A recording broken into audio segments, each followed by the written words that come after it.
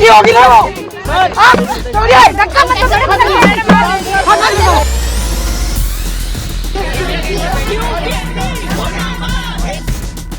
उत्तर प्रदेश के उन्नाव से बीजेपी के पूर्व विधायक कुलदीप सिंह सेंगर, जो बलात्कार के मामले में उम्र कैद की सजा काट रहे हैं, इस बार वजह बनी है उनकी बेटी ऐश्वर्या सेंगर, जिन्होंने देश के गृह मंत्री अमित शाह को एक भावुक पत्र लिखा है। इस पत्र में उन्होंने रेप मामले की पीड़िता और उसके परिवार की सुरक्षा की मांग की है। ऐश्वर्या सेंगर का कहना है कि पीड़िता लगातार मीडिया और सोशल मीडिया पर यह आशंका जता रही है कि अगर कुलदीप सिंह सेंगर को जमानत या रिहाई मिलती है तो वह आत्महत्या कर लेगी। ऐश्वर्या ने अपने पत्र में चिंता जताई कि यदि भविष्य में पीड़िता या उसके परिवार के साथ कोई अप्रिय घटना होती है तो उसका सारा दोष मेरे पिता पर मढ़ दिया जाएगा। पत्र में ऐश्वर्या ने पुराने मामलों का भी जिक्र किया। उन्होंने लिखा कि साल 2018 में पीड़िता ने मुख्यमंत्री आवास के सामने आत्मदाह का प्रयास किया था, जिसके बाद मीडिया के दबाव में मुकदमा दर्ज हुआ और उनके पिता की गिरफ्तारी हुई।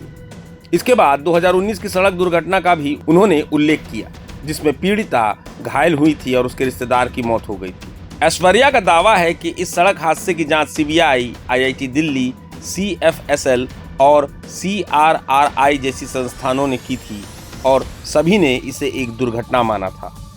दिल्ली की अदालत ने इस मामले में कुलदीप सिंह सेंगर को बरी भी कर दिया था और उस फैसले के खिलाफ कोई अपील भी नहीं हुई थी।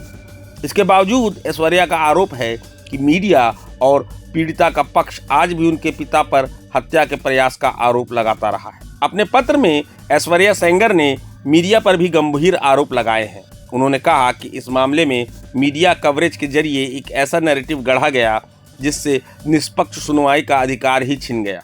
उनका कहना है कि जैसे ही कोई राहत भरा फैसला आता है, विरोध और आंदोलन शुरू हो जाते हैं, जो उनके परिवार के लिए एक बड़ा मानसिक आघात है। ऐश्वर्या ने गृह मंत्री से मांग की कि पीड़िता को लगातार सुरक्षा दी जाए और मीडिया के दुरुपयोग पर भी ध्यान दिया जाए। उन्होंने साफ किया कि यह पत्र किसी सहानुभूति के लिए नहीं, बल्कि न्याय और मानवीय संवेदना के आधार पर लिखा गया है। गौरतलब है कि 23 दिसंबर को दिल्ली हाईकोर्ट ने कुलदीप सिंह सेंगर को जमानत देते हुए उनकी सजा निलंबित कर दी थी। हालांकि इस फैसले के बाद मामला फिर गरमा गया और 29 दिसंबर को सुप्रीम कोर्ट ने हाईकोर्ट के आदेश को रद्द कर दिया। अब ये मामला एक बार फिर न्याय, सुरक्षा और मीडिया की भूमिका को लेकर बड़े सवाल खड़े कर रहा है। प्रभातखबर.com, विश्वास वही, रफ्तार नहीं।